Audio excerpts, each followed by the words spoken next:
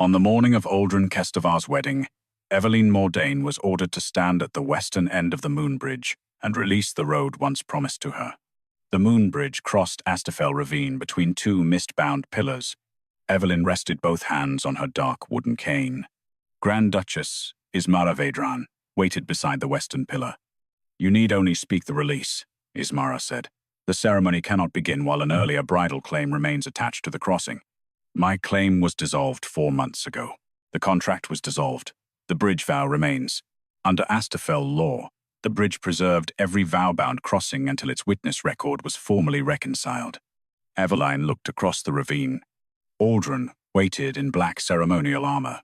Behind him stood Lady Seraphine Orlen beneath northern banners and armed alliance guards. A strong alliance, an uninjured bride, a future no one would describe as weakened. Ismara lowered her voice. "This need not humiliate you. Then the court should not have arranged an audience. The witnesses prove you surrendered the old vow willingly." Evelyne's fingers tightened around her cane. "I did not surrender the betrothal willingly. You signed the dissolution. After the Royal Council informed me that resistance would turn my body into a constitutional dispute. The succession requires confidence," Ismara said. "A royal bride must stand beside the future king without inviting doubt about his household strength. My limp invites doubt. Your condition invite concern. My condition has a name. It is an injury. An injury received on this bridge. The court record called it a ravine accident and claimed Aldren had carried Evelyne from danger after loose stone crushed her left leg. That account had been filed as the formal reconciliation of the vow-bound crossing. No record mentioned the assassins, Aldren's silent royal wolf, or Evelyne dragging him across the bridge after her leg failed. Across the ravine, Aldren stepped away from his procession. He could not enter the bridal road until Evelyne released the old claim. His gaze found her cane before her face. Ismara gestured toward the moonstone pillar. "Place your hand upon the bridge mark." Evelyne did not move. Aldren called across the ravine. "Evelyne." The bridge carried his voice through the mist. Once, he had spoken her name as though it belonged inside every future he imagined. Now witnesses waited for her to free him from it. She approached the pillar. The first step pulled sharply through her left hip. She did not hurry to spare the procession the sight of her uneven gait. Aldren watched every step. When she reached the moonstone, he said, "You were not required to come without an attendant. My cane does not disgust me as though I am absent." His jaw tightened. Ismara said, "The bridge requires a clear release before the procession enters." Evelyne placed one palm against the cold stone. "What words were prepared for me?" The royal clerk opened a narrow parchment. "I, Evelyne Mordain, freely relinquish all bridal road, crossing privilege, and future claim upon Wolf Prince Aldren Kestovar." "Freely?" Evelyne repeated. "It is the traditional wording," Ismara said. "It is inaccurate wording." Aldren descended one step. "Change it."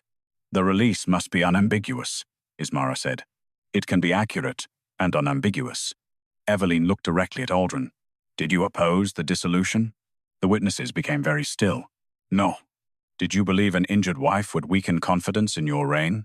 His silence lasted long enough to wound. "Yes." The word crossed Astafel without defense. "Then, record this," Evelyne said. The clerk lowered his pen. "I release Aldren Kestovar from the marriage he chose not to defend. I surrender every bridal privilege attached to his throne. I retain my name, my property, and the truth of what my body survived." "The final clause is unnecessary," the clerk said. "It is the only clause written for me." Aldren said, "Record it." The words were entered. Evelyne spoke the release again with her hand upon the moonstone. The western pillar dimmed.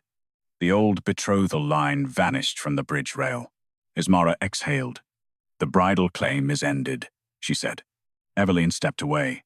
Ceremonial horns announced the procession. Aldren entered first. Seraphine followed beneath a white wolf fur mantle, calm and attentive to the bridge rather than Evelyne. They reached the fourth moonstone span. The moon bridge entered witness hold. The roadway remained solid and level beneath the horses. Silver braces sealed both edges, preventing any rider, carriage, or attendant from falling. Seraphine steadied her mount. "Is the bridge secure?" "Yes," Ismara said. "The crossing is suspended, not endangered." Beneath Aldren's boots, the moonstone became transparent. A preserved trail appeared within it in silver light. One trail staggered, stopped, and left the deep impression of a fall. It rose again, with one step shortened and uneven. Beside it ran no second walking pattern, only two parallel heel furrows and the intermittent scrape of armored weight being pulled across the stone. At the western pillar, silver light gathered around Evelyne's injured foot. Her present, uneven step matched the shortened stride preserved in the bridge. Aldren stared down at the crossing. The court record had recast as his rescue of Evelyne. The moon bridge had accepted Evelyne's release. It had placed the new bridal crossing under witness hold, because the royal account of the earlier crossing did not match the road beneath it. The bridge had not restored Evelyne's bridal claim. It had suspended the new crossing until the filed account of the old one could be examined. Silver braces remained fixed along both edges of the moon bridge. The roadway stayed level beneath the horses. A bridge warden raised his voice from the western pillar. "Witness hold is secure. No rider is in danger." Lady Seraphine Orlen dismounted and passed her reins to an attendant. "Then no one continues until the record is heard." Ismara Vidran looked toward her. "The discrepancy may concern an old clerical error. The alliance should not be treated as accused." "I did not say it was." Seraphine faced the transparent span. "But I will not begin a marriage by asking witnesses to ignore what is beneath our feet." Aldren remained beside the preserved trail. "Bring the reconciliation account." Under Astafel law, the bridge archive kept every account formally filed against a vow-bound crossing. A clerk retrieved the sealed copy from the western pillar. The hold remained temporary and evidentiary. Evelyne stood outside the silver barrier, with her cane planted beside her left foot. Ismara said, "You may wait in the witness shelter. I can hear from here. The cold will worsen your leg." "My leg has survived the court's concern before." Aldren looked toward her, but did not offer his arm. The archive clerk opened the account beneath 3 witness marks. "Crossing incident at Astafel Ravine," he read. "Loose stone caused Lady Evelyne Mordain to fall and injure her left leg. Wolf Prince Aldren Kestovar carried her from the unstable span and secured the eastern approach." Beneath the transparent roadway, the silver trail showed Evelyne rising after her fall, with one step shortened. Parallel heel furrows continued beside her. Seraphine asked, "Does the report identify the second person?" "It identifies Prince Aldren as the rescuer." "That was not my question." The clerk examined the attached measurements. No gate record was filed for the second body. Evelyne said, "Because the account assumed he was walking." Ismara remained composed. "The bridge trace shows weight being dragged. It does not identify whose armored body made the furrows." "No," Evelyne replied, "but it disproves the claim that Aldren carried me across this road." The bridge warden entered the distinction. Aldren lowered himself beside the preserved heel marks without touching them. "I remember the eastern pillar," he said. "I remember waking beside it." Evelyne's grip tightened around her cane. "Do you remember crossing?" "Fragments." "Do you remember carrying me?" "No." Ismara asked, "Did you review this account before it was filed?" Aldren looked at the royal seal pressed beneath the report. "I authorized the court to reconcile the crossing after the physician said Evelyne could not be questioned." "That was not the question," Seraphine said. He looked toward Evelyne. "No, I did not read the final wording. You let your seal describe you as my rescuer, without asking whether I had spoken." "I did. And when that account later supported the dissolution, I did not reopen it." The bridge remained silent. It had no rule for regret. The warden turned to Evelyne. "What remedy do you request from the crossing court?" Ismara said, "The old bridal claim has already been released. I am not asking for it back." Evelyne replied, "I request correction of the reconciliation account, preservation of the original trace, and examination of every witness and seal attached to the filing." "The wedding may remain suspended during that review," the warden said. Seraphine stepped beside her horse. "It should." Ismara addressed her quietly. "Your family crossed half the northern kingdom for this alliance. They crossed for a lawful marriage, not a hurried one." The archive clerk separated the account into its required parts: incident summary, certifying clerk, royal authorization, witness list, and medical attachment. The certifying clerk was named Corvin Drell, an officer of the Royal Crossing Office. "Is he present?" Aldren asked. "No, he retired 2 winters ago." "Summon him." The witness list contained 3 names: a royal outrider, a bridge guard, and Master Leoric Venn, physician to the Kestovar household. Evelyne looked at the third name. Leoric never treated me. His office supervised the physicians assigned to you, Ismara said. A physician from his office visited once. After the council had already discussed ending the betrothal, Leoric himself never examined me. Then the assigned physician should be named in the treatment record, Evelyne added. Aldren turned toward the medical attachment. Open it. The clerk hesitated. Medical records require the patient's consent. You have it for this inquiry only, Evelyne said. The attachment contained no treatment notes. It certified only that Evelyne was unfit to testify during the reconciliation period. Who witnessed the crossing account itself? Seraphine asked. The clerk turned to the final page. The report carried Aldren's royal seal. The witnessing page was dated the day after the attack. Beneath it stood a witnessing signature attributed to Master Leoric Venn. The archive clerk checked the death register, then checked it again. The first check confirmed the date. The second confirmed that no later correction or duplicate name entry existed. Leoric Venn had died 3 days before the attack.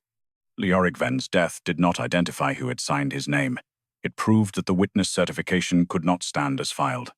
The bridge warden placed the original reconciliation account inside a clear evidence case. A certified copy remained open for examination while the moon bridge held the wedding procession safely above Astafel ravine. Seraphine stayed beside her horse. How long may the hold continue?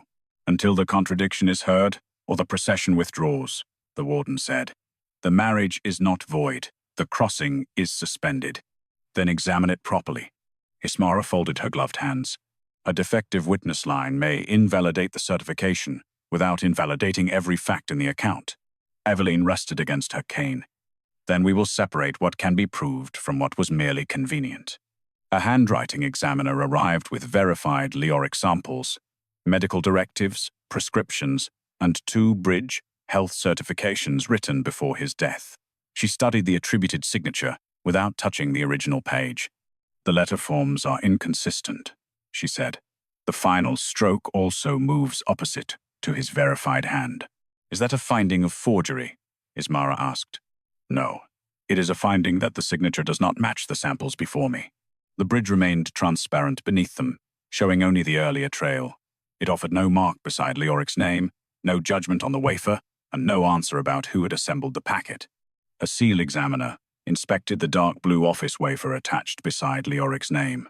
The wafer carries a genuine impression from the medical office seal. Aldren looked up. Then someone used his office authentication after he died. Possibly, the examiner said. Or the wafer was impressed before his death and attached to the packet later. The seal ledger may narrow the possibilities, but it cannot determine who attached it. Evelyne said, Open only the office records connected to my treatment and this certification. A royal clerk glanced toward Aldren. The Crown may authorize the full archive. The patient has limited the inquiry, Aldren said. Honor the limit. The order came late. Evelyne accepted its boundary, not its comfort. Corvindrel arrived before noon, in a plain traveling coat. He stopped when he saw the wedding procession held across the bridge. I certified the packet, he said. I did not prepare its contents. The warden placed the certified copy before him. Who delivered it? A clerk from the Royal Medical Office. Name? The transfer sheet should contain it. The sheet named only Leoric Venn's office and carried the genuine wafer. Evelyne asked, Did you verify that Leoric was alive? No. The office authentication ordinarily confirmed authority. He had been dead 4 days when you certified the page. I know that now. Did you read the statement saying Aldren carried me? Yes. Did you speak to me? No. Why not? Corvin indicated the incapacity attachment. The packet stated that questioning you might worsen your condition. There were no treatment notes attached. I was told those remained under medical privacy. By whom? The same medical office clerk, whose name you did not record. No. Aldren stood beyond the silver barrier. When was my royal seal added? Corvin checked the processing marks. After certification, the packet went to your administrative chamber that evening. I authorized reconciliation that morning. Your standing authorization allowed completed crossing packets to receive the royal seal without a second reading. Evelyne looked at Aldren. You created a process in which your approval could be attached after everyone stopped asking whether I had spoken. Yes, Ismara said. That does not prove he knew the witness line was defective. No one has said it does, Evelyne replied. It proves he made ignorance lawful. The medical office custody ledger was opened beneath witness seal. Leoric's chief assistant had locked the office seal on the night of his death. The attack occurred 3 days later. The disputed certification was dated the following morning. No release entry appeared for that date. The first recorded formal release occurred 6 days after Leoric's death. That was 2 days after the disputed certification was dated, the examiner said. The receiving line named Acting Medical Registrar Tavia Rook. The ledger records formal custody, the examiner added. It does not inventory every wafer impressed before release. Evelyne recognized the name. She was the physician who visited me. The clerk searched the treatment index. Tavia had filed no examination notes under Evelyne Mordain. Ismara said, the notes may have been filed separately, left incomplete, or entered under a household case number. Then those possibilities can be tested, Evelyne said. None of them permits her to disappear from the record. The handwriting examiner completed her preliminary finding. The signature did not match Leoric's hand. The attached office wafer carried a genuine medical seal impression. The disputed certification was dated 4 days after Leoric's death. The first recorded release of the seal came 2 days later to Tavia Rook. The custody ledger did not prove Tavia Rook had created the disputed wafer. It proved that the date on the certification could not be explained by her recorded release alone. The crossing court summoned her as a witness. No guards were sent. No accusation was entered beside her name. While they waited, the seal examiner requested the medical office's wafer inventory. Leoric Ven's chief assistant delivered a CEDA case and its control book. How many wafers were prepared in advance? Evelyne asked. 4 at the beginning of each month, the assistant said, for urgent certifications when the office seal could not be transported. The control book showed 4 wafers prepared that month. 1 had been used on a valid household certification before Leoric's death. 3 remained listed as unused when his office was sealed. 2 were later returned and destroyed under witness.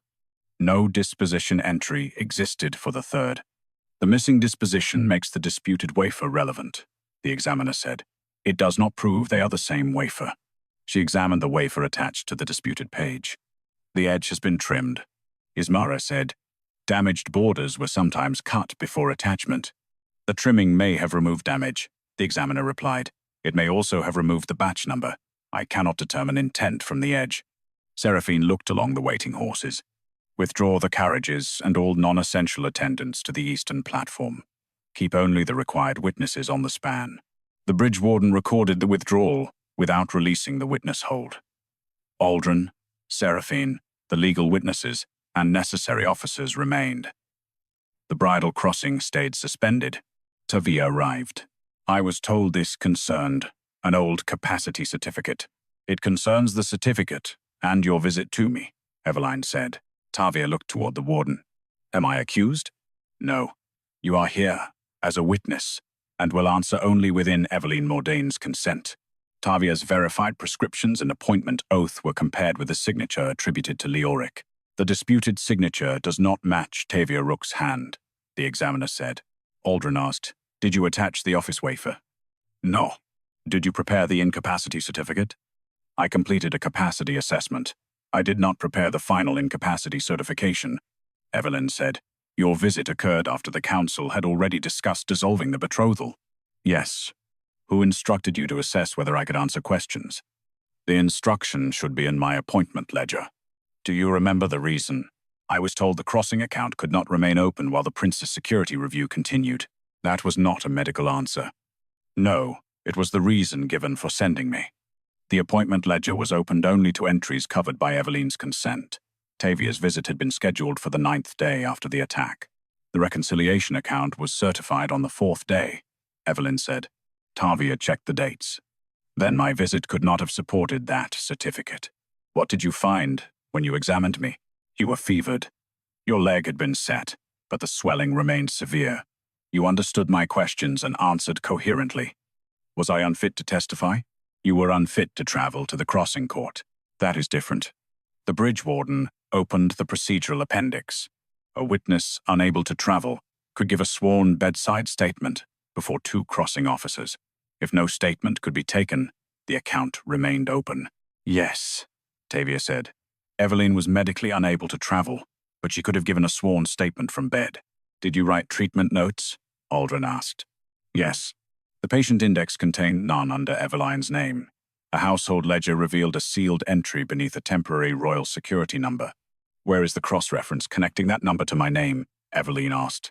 The clerk checked the patient index. No cross-reference appears in the records before me. Ismara said, temporary numbering protected royal medical privacy. It also makes a woman easier to remove from her own record, Evelyne replied. The court opened only the pages covered by her consent. Tavia's notes confirmed that Evelyne was alert, coherent, unable to travel safely, and suffering severe nerve compression. They recommended immediate intervention. Was the treatment performed? Aldren asked. No, Evelyne said. Tavia studied the authorization line. My recommendation entered the royal approval process.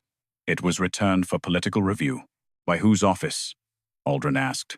That is a separate document from the order that sent me to examine her. I did not receive the returned authorization. The treatment delay document had not yet been produced. The clerk unfolded the referral instruction attached to Tavia's appointment ledger. It had been issued through the Royal Council before Tavia ever examined Evelyne. Grand Duchess Ismara Vedran's administrative mark authorized the routing. The clerk examined the mark. It confirms that the referral passed through Grand Duchess Vedran's council office.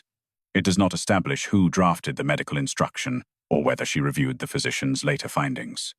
The mark proved the order had passed through her office. It did not yet prove who had written the false incapacity certification or who had delayed Evelyne's treatment. Ismara's mark connected her office to Tavia's referral. It did not connect her to the disputed signature or the delayed treatment authorization. My office routed the council's request, Ismara said. It did not author a medical conclusion. Evelyne rested both hands on her cane. Then the conclusion and the treatment return should have their own records. They should, Ismara replied. The bridge warden ordered both document chains produced separately. The first concerned testimony. The crossing office register showed no request for bedside officers to visit Evelyne after the attack. Aldren read the empty column twice. Who had authority to request them? The certifying clerk, the Royal Security Office, or your administrative chamber, the warden said. Corvin Drell stood beside the evidence table. I relied on the incapacity certificate. You received it before Tavia examined her, Evelyne said. Yes. And you closed the account without sending anyone to determine whether I could speak. Yes. Ismara said. Corvin acted on authenticated medical paperwork. That remains negligence, not proof that he knew the certification was defective. Evelyne did not dispute the distinction. Who ordered the account closed? The crossing office closure sheet had been issued on the 5th day after the attack. Corvin's name appeared as certifying clerk, but the instruction line cited emergency royal authority rather than his personal discretion. Aldren asked, which office invoked it? The clerk turned the page. Your administrative chamber. Aldren's expression did not change. Produce the chamber instruction. His chief secretary objected from the western platform. Those records include royal security deliberations unrelated to this inquiry. Evelyne said, I'm not asking for your entire chamber. Aldren looked toward the secretary. Open the entries connected to the Astafel crossing, Evelyne's testimony, and her treatment. Seal everything else. The decision placed part of his own private administration under crossing court review. Ismara watched him. You may expose security methods still used by the Crown. Then redact methods that do not affect her case, Aldren said. Do not redact decisions. The chamber instruction arrived under royal seal. It directed the crossing office to complete reconciliation before the security review ended. The stated reason was continuity of succession planning during a period of uncertainty regarding Aldren's health and his future marriage. Evelyne read the final sentence. My future marriage was being reviewed while I was still in fever. Aldren answered without defense. Yes. Did you write this? No. Did you authorize your chamber to issue emergency instructions in your name? Yes. The instruction bore no personal signature. It carried the standing royal authority attached to Aldren's office. The warden entered that limitation. It proves the chamber acted under authority delegated by the prince. It does not identify which chamber official drafted the instruction or whether the prince read it. I did not read it, Aldren said. Evelyne looked at him. You keep finding new documents you permitted yourself not to read. He accepted the line in silence.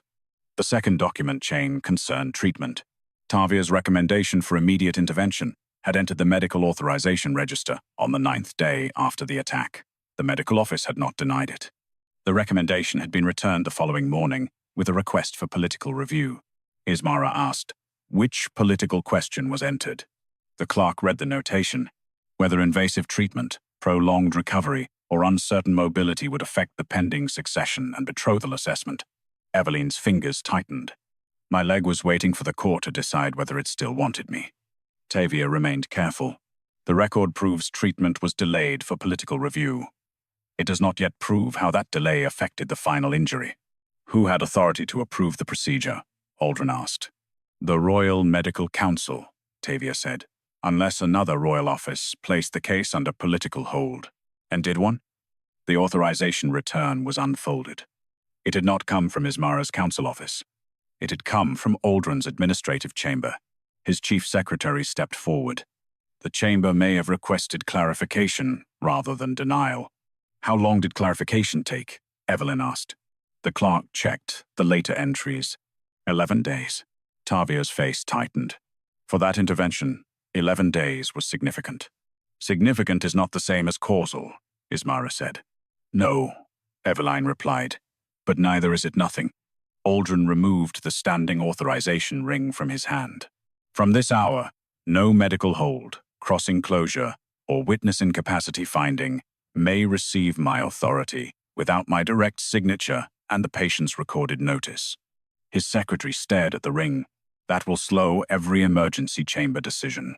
It should slow decisions that take a person's voice or treatment from them. He placed the ring in the warden's custody. It was the first repair he had made that cost him power rather than words. Evelyne did not thank him. The treatment authorization had not been denied by the medical office. It had been returned by Aldren's own administrative chamber. The reviewing notation carried his standing royal authority. Aldren's standing authority explained how the false account had acquired royal force. It did not explain why the account had reversed the two bodies on the bridge. The crossing warden kept the treatment records under Evelyne's limited medical seal. We now return to the physical contradiction, he said. The inquiry may examine evidence connected directly to the earlier crossing. It may not expand into the identity or motive of the attackers without separate cause. Ismara inclined her head. That is the proper boundary. A defective rescue account does not authorize an unrestricted assassination inquiry. Evelyne stood beside the western pillar. I am asking who crossed under their own strength and who did not. Nothing more. The warden ordered the original security records produced. The first document was Aldren's armor inventory from the night of the attack. Both heel guards had been scraped nearly flat. The leather beneath his shoulder harness had torn where sustained weight had pulled against it. A royal armorer examined the marks. These are consistent with the armor being dragged backward across stone. Could they have been caused after the prince left the bridge? Ismara asked. Possible, the armorer said, but the scoring contains moonstone dust from the crossing. The finding was entered without further conclusion. The second record came from the Royal Wolf Wardens. Aldren read the heading before the clerk spoke. Temporary crown. Wolf. Absence. Seraphine looked toward him. What does that mean? Aldren answered. My wolf was no longer present in my mind. The warden's report placed the absence at 11 minutes. Aldren had remained conscious, but he had not responded to spoken commands, danger calls, or the royal recall horn. Ismara said, wolf shock can follow poison, terror, or injury. The record does not explain its cause. No, Evelyne replied. It explains why he was not walking. Aldren stared through the transparent bridge at the preserved heel furrows. I remember the horn. Evelyne's breathing changed. What else? Your hand at my shoulder. She waited. I remember you telling me to stand. You did not. No. The admission was entered. The surviving bridge guard was brought from the eastern platform. His name had appeared on the original witness list, but no statement from him had been attached to the reconciliation account. Where was Prince Aldren when you reached the bridge? The warden asked. Near the eastern third of the span. Lady Evelyne was pulling him toward the west. Was he walking? No. Was she? At first, the guard looked toward Evelyne's cane. She fell near the center marker. When she rose, her left step was shorter. The bridge beneath them preserved the same change in gait. Did you see who caused the attack? Ismara asked. No. I reached the crossing after the first alarm. Then your testimony concerns only what you observed. Yes, Your Grace. Evelyne looked at the guard. Did you tell the crossing office? I gave a statement that night. Why was it not attached? I do not know. The archive clerk searched the emergency dispatches. A folded guard statement had been filed under royal security rather than bridge reconciliation. Its first lines matched his testimony. The final paragraph had been marked irrelevant to succession review. Aldren read it aloud. Lady Evelyne Mordain continued west while supporting the prince's full armored weight. She refused evacuation until he had been removed from the span. His voice roughened on the last sentence. Evelyne said, "Read the remainder." The statement continued. Her left leg failed twice before the western pillar.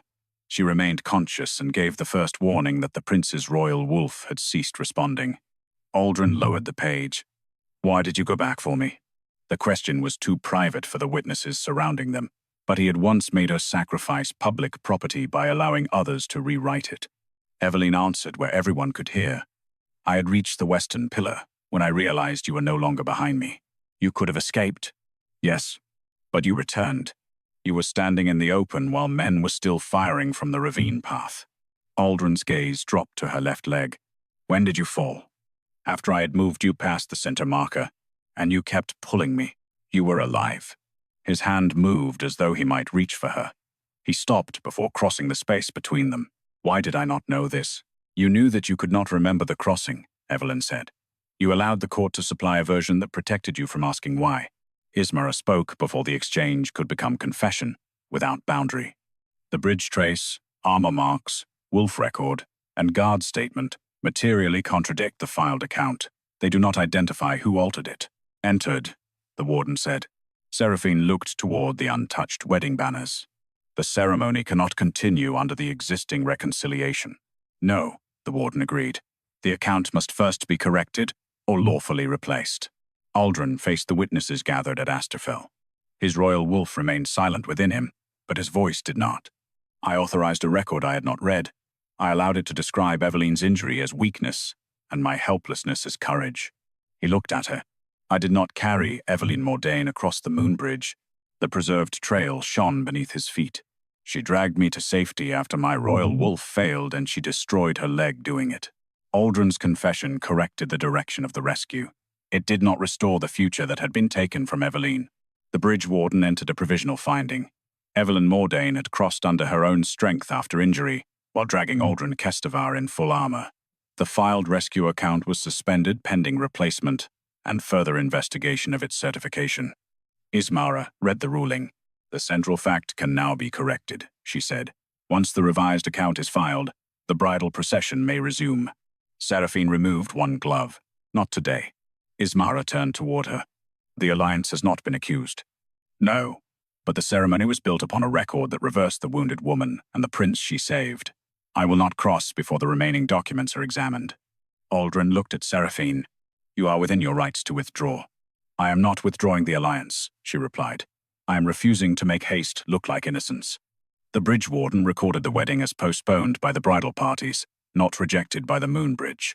The witness hold remained in force over the unresolved reconciliation account, but the required officers could now leave the span. Evelyne said, preserve the bridge trace before the crossing returns to ordinary use. It will remain sealed in the archive, the warden said. And the correction? You may approve its wording. I will approve facts. I will not approve another court interpretation of what my body meant. The clerk lowered his pen. Aldren stepped toward her, then stopped beyond the reach of her cane. The court could restore your bridal road while the first contract is reviewed. No, you would not be required to accept the marriage. Then there is no reason to restore a claim I have already released. Ismara said, reinstatement could protect your legal standing while the inquiry continues. My standing is Evelyne Mordain. Her answer was quiet enough that the clerk leaned closer to hear it. I want the false rescue account corrected. I want my medical record returned to my name. I want every office that used my injury to make a political decision identified in the record. I do not want the engagement restored. Aldren's face held the restraint of a man receiving a judgment he had no right to contest. What of the bridal property transferred to the crown? He asked. Return what belonged to House Mordain. Remove every marriage restriction placed upon it. Keep the royal settlement. The settlement was intended to provide for you. It was intended to make the dissolution appear generous. He accepted that without argument. The royal clerk prepared 3 instruments: restoration of Mordain property, release from all bridal obligations, and refusal of the private annuity offered after the dissolution. Evelyne signed each one. Her hand did not shake. Aldren removed the ceremonial wolf silver clasp that had marked him as a groom upon the royal crossing. He gave it to Seraphine, rather than placing it back on himself. The wedding will not resume until the inquiry is complete, and you choose whether the alliance still serves your people. Seraphine closed her fingers around the clasp. That is the first question you have asked me today that belongs to my future. Ismara's expression remained composed. Postponement will be read as instability. The northern houses may reconsider their grain and border commitments. Then I will answer them with the record, Aldren said. And if the record weakens the crown, it should. Evelyne looked at him then. Once, she had loved the certainty with which he carried royal decisions. Now she understood how often certainty had been purchased by leaving someone else outside the room. Hemet Hergaze, I will not ask you to stay. That is wise. I will still open every chamber record connected to the crossing and your treatment. Do it because the truth requires it, not because you expect it to lead me back. I understand. No, Evelyne said. You are beginning to. A neutral crossing attendant brought her cloak. Evelyne accepted the woman's help fastening it and did not turn assistance into a test of pride. She chose the western descent, where the steps were lower and the handrail intact. Aldren moved, as if old habit might place him beside her. Evelyne saw the movement. He stopped. She descended at her own pace, cane first, then her left foot, then her right. The witnesses watched without being permitted to rename endurance as weakness or grace. At the lower station, the warden's carriage waited to take her to Mordain House. Before she entered, an alarm bell sounded beneath the eastern platform. The bridge warden looked toward the ravine. That is the sealed maintenance stair. A guard ran to the lower gate and returned with a broken lock plate. The witness hold had secured the roadway. Someone had entered beneath it. The broken maintenance lock suggested that someone had entered beneath the moon bridge after the wedding was suspended. It did not establish what they had touched or whether they had escaped with anything. The bridge warden closed both ravine stairs and appointed an independent structural examiner. 1 recorder, 1 guard, and the examiner descended. Evelyne remained at the lower western station, where she could hear each finding without entering an unsafe passage. Aldren joined her. You should return to Mordain House. You said that once about the witness shelter. This is no longer only a records inquiry. It became dangerous before anyone permitted me to describe the first attack. He did not answer. Seraphine approached from the eastern platform after dismissing the remaining alliance attendants. The northern party has withdrawn to the guest fortress, she said. No one will approach the bridge without the warden's permission. Ismara looked toward Aldren. The public will interpret that withdrawal as a failing alliance. Then the public may be told the wedding was postponed during an active security inquiry, he said. You would announce a second threat before one has been proved? I will announce the closure. I will not invent the cause. The examiner's voice rose from below. The center span access panel has been opened. The recorder repeated the finding for the court record. Inside the panel, the examiner found an empty fastening bracket and fresh tool marks around the western support pin. The pin had not been removed, but its locking collar had been loosened. Could that damage the roadway? Evelyne asked. Not under the current witness hold, the examiner replied. The bridge braces are fully engaged. During an ordinary ceremonial crossing, a missing collar could allow the support pin to shift under concentrated weight. Seraphine looked toward the empty eastern platform. The carriages would have reached that span together. Yes. A second object remained inside the panel, a narrow glass capsule wrapped in heat thread. The royal wolf warden examined it without opening the seal. Hush root distillate. Aldren's face changed. Evelyne watched him. What does it do? In concentrated vapor, it disrupts a royal wolf's response to its human bearer, the warden said. Confusion, loss of balance, delayed command recognition. The symptoms from the first attack, Evelyne said. Consistent with them. The warden corrected. The old record contained no chemical test. Ismara folded her hands. Then the capsule is relevant to the current threat. It does not prove the first incident used the same substance. Entered, the recorder said. Aldren looked toward the maintenance stair. The witness hold interrupted the ceremony before the capsule could be heated. The examiner answered from below. The ceremonial moon lamps would have warmed this panel at the fourth measure of the bridal bells. The guard found a torn instruction strip behind the fastening bracket. Release the vial at the fourth measure. Remove the western collar before the procession resumes. No target was named. No author appeared. Aldren ordered the instruction, capsule, and tool marks preserved separately. Ismara said, the wedding office issued dozens of maintenance orders before today. The breach may have used a legitimate access key. Produce the key register, Evelyne said. The register showed one temporary maintenance key, issued 2 days before the wedding. It had been requested through the Royal Council's ceremonial works desk. The routing mark belonged to Ismara's office. She examined it without hesitation. My office coordinated the procession route, banners, lamps, and bridge access. The mark proves the request passed through my staff. It does not prove who requested the key or who used it. The archive clerk confirmed the limitation. Aldren said, open the works. Desk records connected to the bridge and today's ceremony. Ismara's gaze sharpened. Those records include northern security arrangements. Seal unrelated material under Seraphine's authority.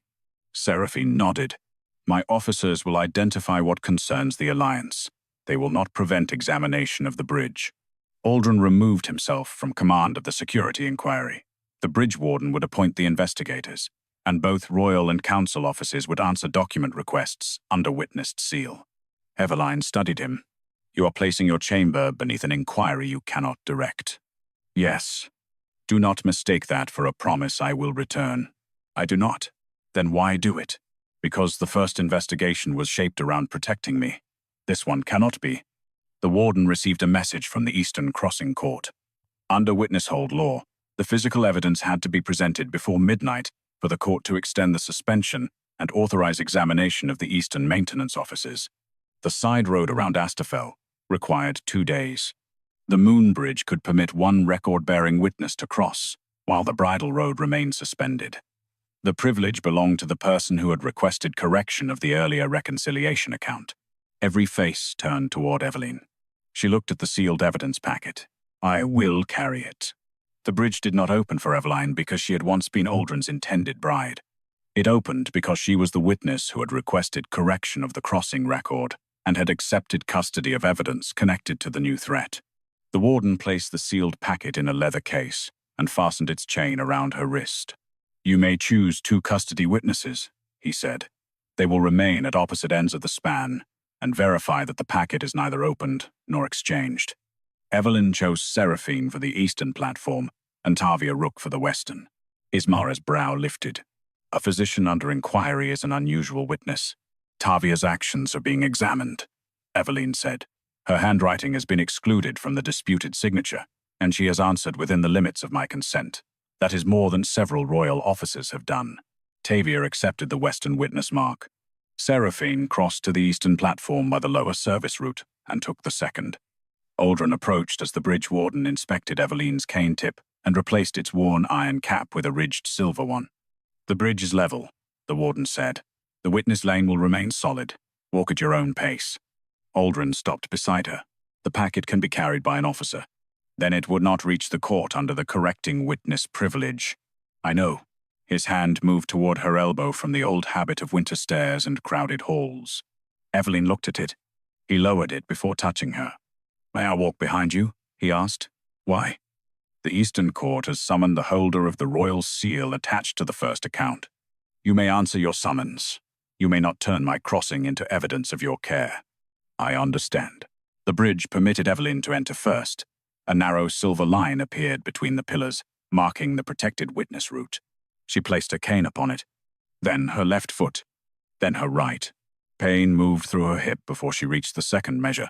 She stopped long enough to let it pass without pretending it had not come. No one urged her forward. When she continued, Aldren entered one span behind under the answering party order. He did not close the distance. The transparent moonstone still held the older trail beneath them. Evelyne's present steps passed above the shortened stride preserved from the night of the attack. Beside the old trail, The parallel heel furrows remained visible. Aldren saw where she had fallen. He saw where she had risen. At the center marker, he said, "I remember your voice there." Evelyne did not turn. "What did I say?" "You told me that if I could not command my wolf, I could still move 1 foot." "You could not." "No. So I moved you." The bridge recorded no meaning in the exchange. It preserved only their current crossing and the sealed chain at Evelyne's wrist. At the 4th measure, the point where the hushroot capsule would have heated during the wedding bells, Evelyne stopped. The repaired support collar remained under independent guard below. Aldren's voice came from behind her. "Are you able to continue?" That question should have been asked when my treatment was delayed.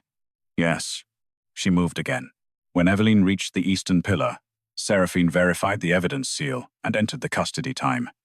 Tavia confirmed from the western platform that the packet had remained closed throughout the crossing. Only then did the bridge release Aldren from the answering lane. The Eastern Crossing Court convened before midnight. Evelyne placed the sealed packet on the evidence table herself. "I request extension of the witness hold," she said, "and examination limited to the current bridge breach, the ceremonial works key, the first reconciliation account, and the medical decisions made under my name." Ismara arrived through the lower eastern road with her counsel. "The scope joins separate matters," she said. "A maintenance breach does not automatically authorize inquiry into a medical review conducted years earlier." "No," Evelyne replied. "The connection must be shown through records, not assumed." The court accepted that limitation. The works desk register was opened first. The temporary maintenance key used before the wedding had been issued under a ceremonial security code. The code also appeared in an older archived request. That request had authorized access to the Moonbridge's lower support passage 3 days before the first attack. Seraphine read both entries. "Who controlled this code?" The works clerk answered carefully. "It belonged to the succession protection desk within Grand Duchess Vedran's council office. Several authorized clerks could route requests through it." The judge entered the limit. The shared code connected the 2 access requests to the same office function.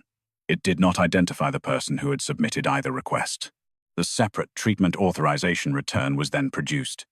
It ordered Evelyne's nerve intervention held until the council completed its assessment of whether her projected mobility was compatible with royal marriage duties. The reviewing officer had not signed a personal name. The document carried the same succession protection code. Evelyne looked across the court at Ismara. "Your office linked my treatment, the first bridge access, and today's maintenance key under one administrative purpose."